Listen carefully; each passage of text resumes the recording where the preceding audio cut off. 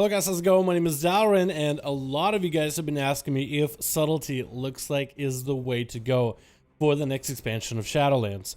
So far, we can all agree that subtlety has been played by quite a lot of players. Just about everybody who is streaming Shadowlands and is playing Rogue is definitely giving subtlety a solid go.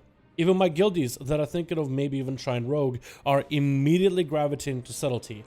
Not Assassination, not Outlaw, but all of them want to see if they can make subtlety work, since this is finally might be the perfect opportunity for subtlety to shine, as the spec so far hasn't had, I'd say, the biggest representation when it comes to dungeons as well as PvE performance in general. But in Shadowlands, the changes that Blizzard has done have been amazing. So let's talk about what is the viability, and is there a point to leveling a subtlety rogue right now in preparation for Shadowlands? Now, the viability of a spec can be subjective in terms of what do you value in terms of the viability aspect. What do you find that makes a spec viable? For some people, it's high DPS. For some people, it's decent DPS, but to the point where you actually can play it solidly in majority of content. So in this video, I kind of want to outline specifically what I'm referring to when it comes to Subtlety Rogue and why I think it's actually worth to check it out when it comes to Shadowlands. First, let's talk about the damage of sub-rogues, and let's be honest, they are a little bit, possibly, maybe, overtuned. They're doing very, very well. It could be the legendaries, it could be certain conduits, or a combination of both.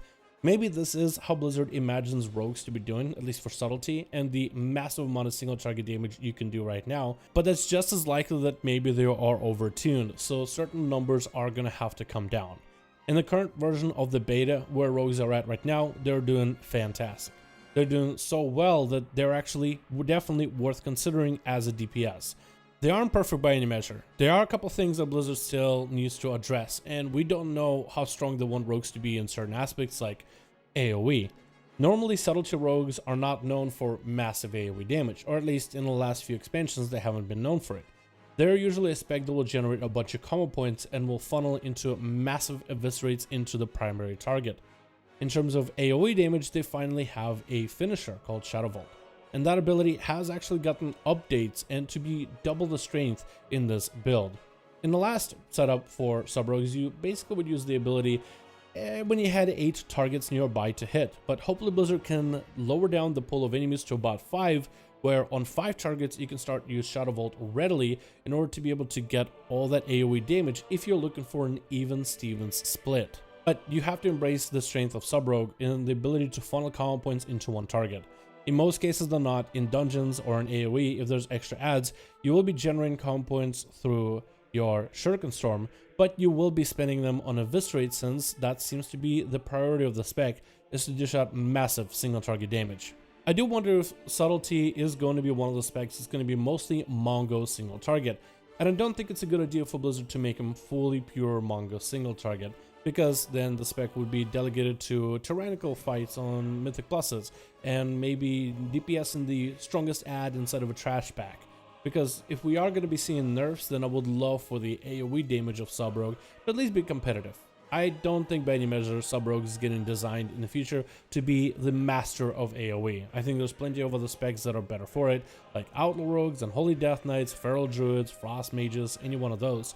But for sub-rogue to have a strength in single target is definitely a welcome addition, and I feel like it just fits the whole playstyle of the spec that's there to ambush an enemy and focus him down. Of course, we are in the early beta, and we do have early numbers, and Blizzard could buff this or nerf this in the future, and they most likely will. But the changes I've done to them to give them baseline find weakness has, if anything, made the playstyle much more fun. It's actually super enjoyable to play a rogue because talents also now finally feel like they're worth something. Technically, in Battle for Azeroth, talents for sub-rogues are very customizable. You can basically design any type of playstyle you want. But it's kind of like false choices. It's not real choices for real impactful changes that a rogue would usually see from the talent tree. Even though you wanted to take a variety of different talents, you would always have to pick Find Weakness in that first row. So now with Blizzard making Find Weakness a baseline talent and adjusting some of the damage outputs and making Shadow Dance an actual burst cooldown without investing any talents into it, you have opened up a whole can of possibilities.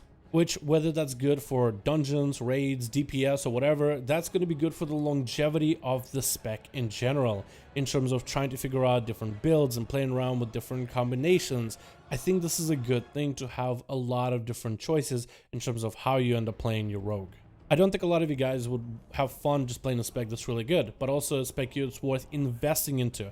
A spec that makes you want to experiment with different setups and different playstyles. And that's one of the reasons why I think Sub-Rogue is looking really good.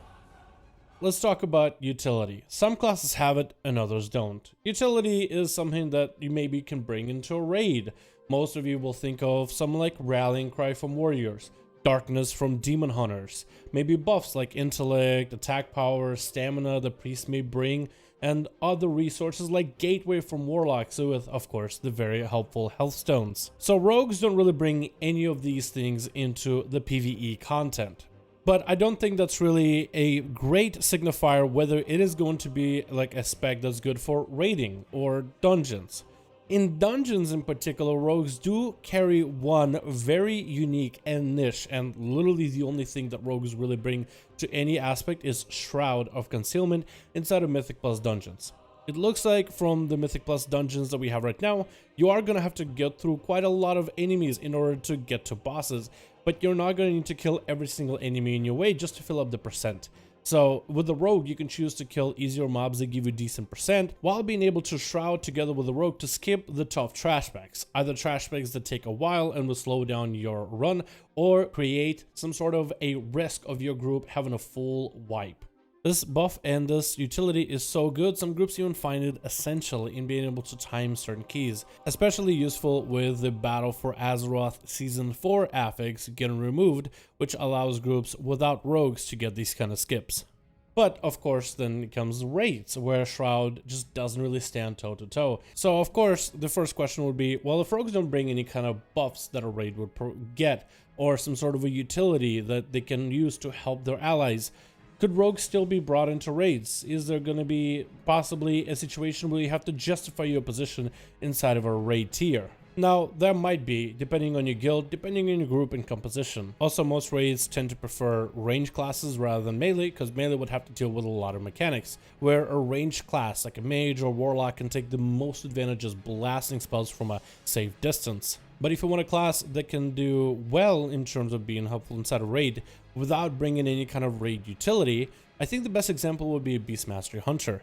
This class has incredible amounts of mobility. You can run around all over the boss room and perform your rotation flawlessly, since you don't need to stand to cast any of your abilities. You also have quite a bit of mobility where you can disengage while going through your full rotation, and even use Aspect of the Cheater on a 3-minute cooldown to give you a burst of speed, which can be used to do mechanics, as there sometimes might be mechanics inside of raids where, let's say, a bomb drops down smack dab in the middle of the room, and you have to take it to one side of the room while taking the boss to the other. The hunter can do that easily, instead of having to make your warlocks or mages to stop casting and go do the mechanics, then come back and continue casting. Hunters also bring an immunity with Aspect of the Turtle, so if there are any mechanics where you need to soak an ability that would otherwise wipe your raid, which is not unheard of in a variety of raids, Hunters are perfect for it. So that would be an example of a class that does spectacular inside of raids, even though they don't bring actual utility that would be like a defensive buff for your allies or anything like that. So if you follow similar steps, we can apply this to rogues as well. Not just sub-rogues, but rogues in general. Rogues overall are fairly survivable. As a rogue, you will end up using Feint in order to reduce heavy AoE damage. Let's say a rock is about to fall on your group and everybody runs away from it. The rogue could technically, in some cases, press Feint, take the damage, and still be alive to keep DPS in the boss without having to lose any uptime. Plus, talking about uptime, rogues have generally good mobility, with Shadow Step allowing them quite a versatile way of moving around the arena. Plus, also with a sprint, gives them quite a bit of ways to close the gap and run away from certain boss mechanics. Then you have cheat death. If, let's say, someone were to kill you as a rogue, you could just cheat death certain mechanics. Hell, rogues have used cheat death before in order to soak a mechanic, cheat their death, and then continue the fight on if, let's say, a mechanic needed to be soaked by somebody. Then we have Cloak of Shadows, which of course makes you immune to magical effects, great for soaking specific mechanics. Then there's Evasion, and while not as wildly useful as Cloak of Shadows, does still have some uses because some abilities surprisingly can be dodged with Rogue's Evasion.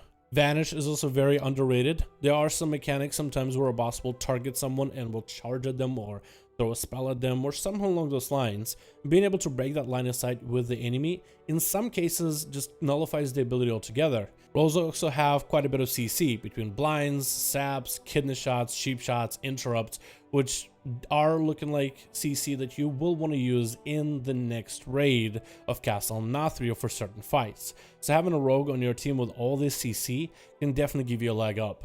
So while rogues don't bring any crazy defensive for their group, you're not going to be putting absorbs on everybody, you're not going to be surrounding them in darkness like a demon hunter, but rogues are survivable, and that's one of the advantages they do bring into the raids.